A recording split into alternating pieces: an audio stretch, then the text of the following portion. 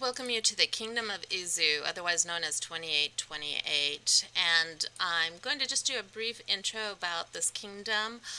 I actually landed in this kingdom as a jumper, and I covered jumping in another video approximately 17 days ago. It was within the first 4 or 5 hours of the server age of this kingdom. This is where you can see how old a kingdom is.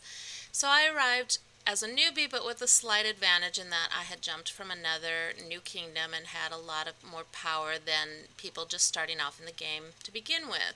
It's kind of an important thing to know because if you're brand new to the game, you're going to see a lot of cities much bigger than you, and you'll see a lot of activity as bullies. There are 4 types of players. There's player versus environment, PvE, player versus player, PvP, although very few of those, because to be a true player versus player, you would be willing to play by the same rules of engagement on an even playing field.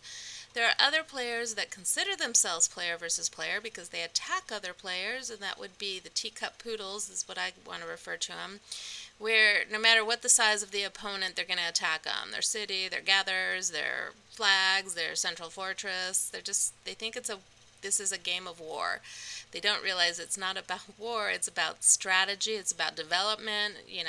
The history of all of the kingdoms that we have to choose from as civilizations, very little of their history is actual war, but people don't play like they know these things. The teacup poodles are probably among, I would say, the stupidest of the players, but mind you, motivation is all that's important, really. Why are they playing that way? Most, I think, they just don't know any better. So that's not a sign of stupid. That's just a sign of not knowing better or ignorance. The 4th category are the bullies, and there are a lot of bullies in this game. Those that are so much more powerful than the others, and they want to gang up on them. And some of them form together into gangs because we all try to create community around us by joining alliances. So sometimes an alliance will be led by gang members or gangsters or gang leaders, and they'll draw in powerful players, and some of those powerful players have one end game. They want to get to kingdom versus kingdom, and so they'll trounce on anyone to get there, and that includes the weaker ones, which means the new players or the players that are building for a different reason or motivation than they are. And if they're not part of their gang, then they get to be trounced on. One example of a gang alliance is this KPW, and you might think, or dash KPW, you might think, well, you're just making a judgment based on the size, and I'm here to tell you no.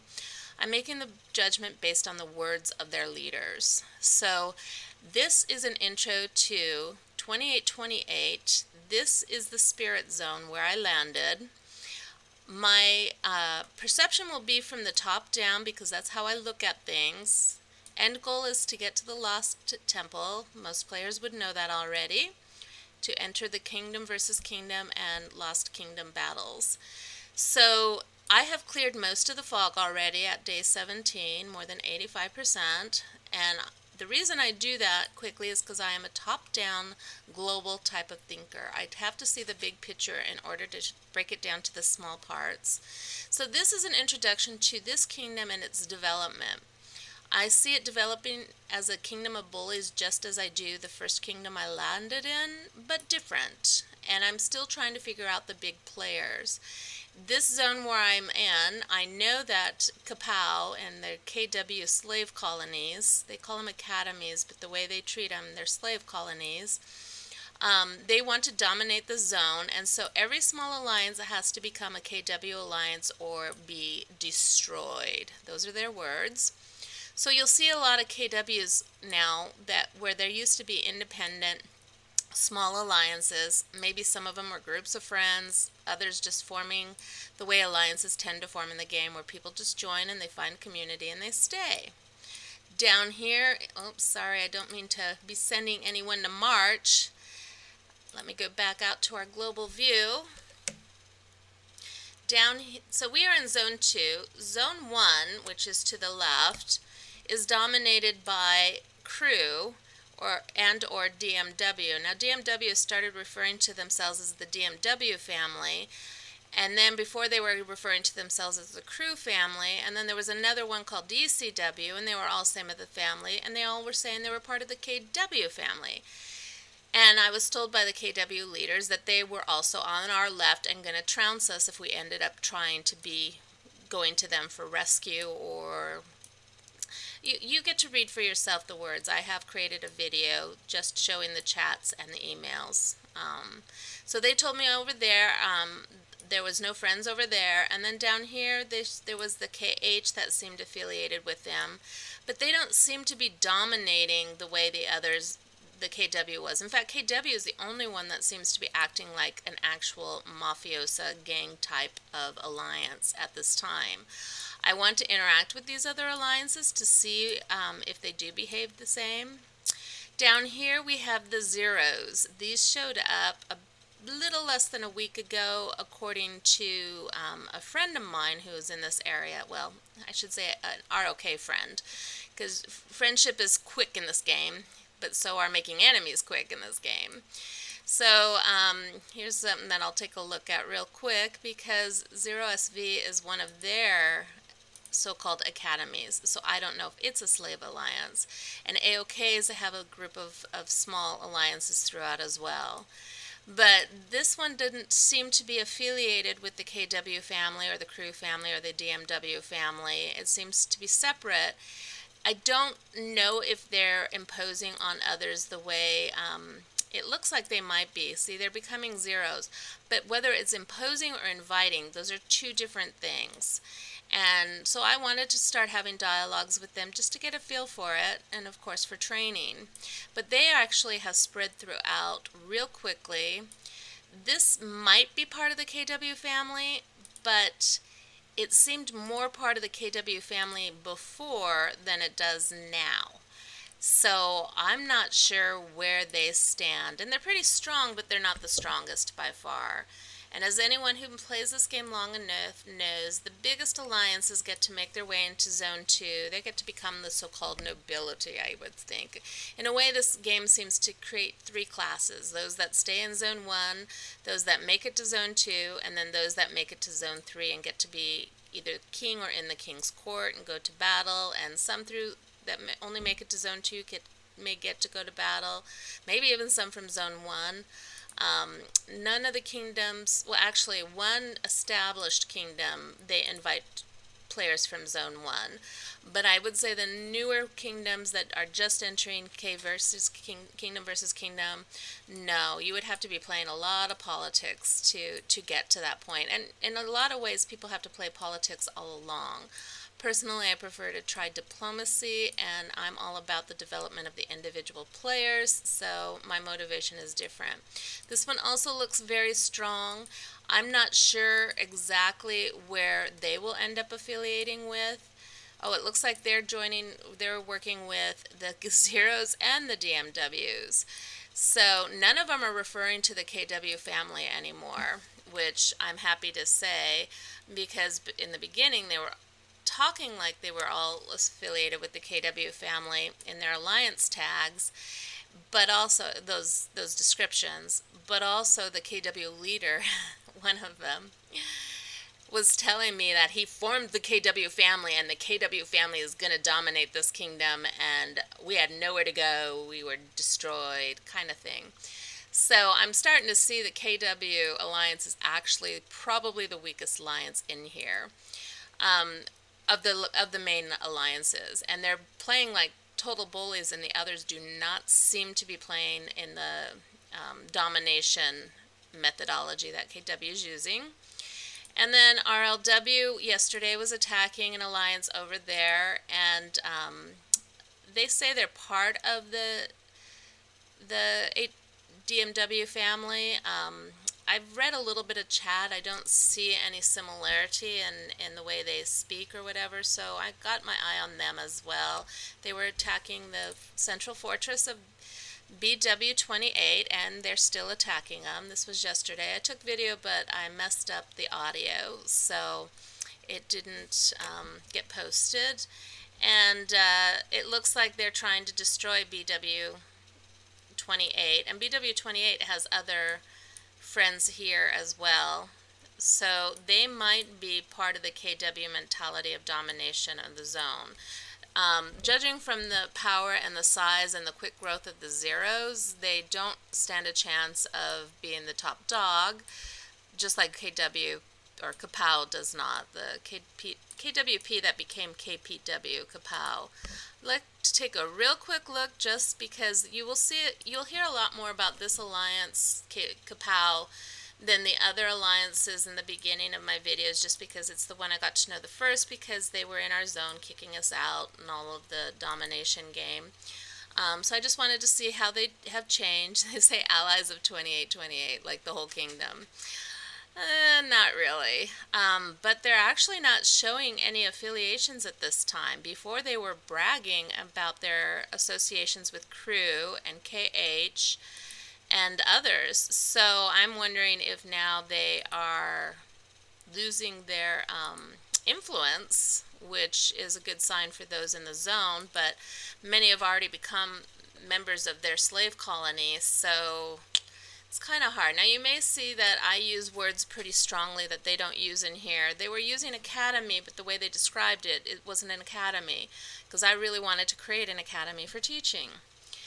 So I don't want to use the word academy associated with Kapow, because their description was, you're under our thumb, we control you, we tell you where to go, we give you players, we take your players that get strong and power that we want, all of that methodology that is enslavement. And yes, it's a game, but there are players behind each of these cities, so anyone who treats a player like a slave, or I'm sorry, a city like a slave, is treating that player like a slave, and I do not abide by that. And they attacked and, according to them, destroyed the alliance I was leading because I refused to put on the KW banner. I was not going to be associated with bullies and join their gang, and I wanted to work with a different leader than the one that was dominating all their conversations. It's quite amusing, actually, if you're willing to get through that video about let the bullying begin, because one of the things I do is I tell stories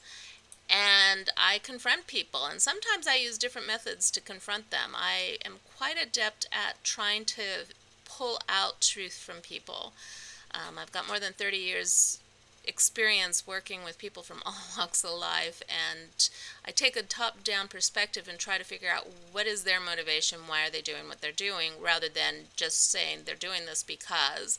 So I use words a lot, and it's, I hope it's not like manipulation. Maybe it may seem that way to some people, but in reality, I just want to know what they're really thinking, and so I just try different phrases because I don't know what will connect with them. I don't know what will work with them.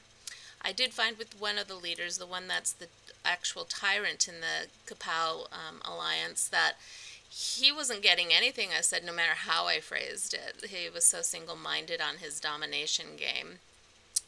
So this is an introduction to 2828. I do come from a bias of my very first kingdom was what I call a kingdom of bullies.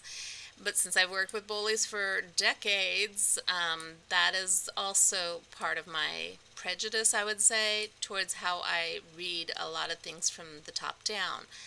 So make your own judgments. I would say the best way to do it is look at the individual alliances, what they're doing. I follow the ticker tape a lot, always have, because I want to see from the top down. I cleared the fog quickly. If you haven't, just look at my videos of how the fog has been cleared and make your own judgments. If you have fog down here and you want to take a look at that alliance, at least you know it's in this little corner of Novgorod where the ridge is, and you can figure it out. Or you can look up here at this top map up here and see, if you zoom out as far as I do, where I am at, and then you can know where you can clear the fog so that you can start looking at the alliance tags and what they're doing when they are burning flags.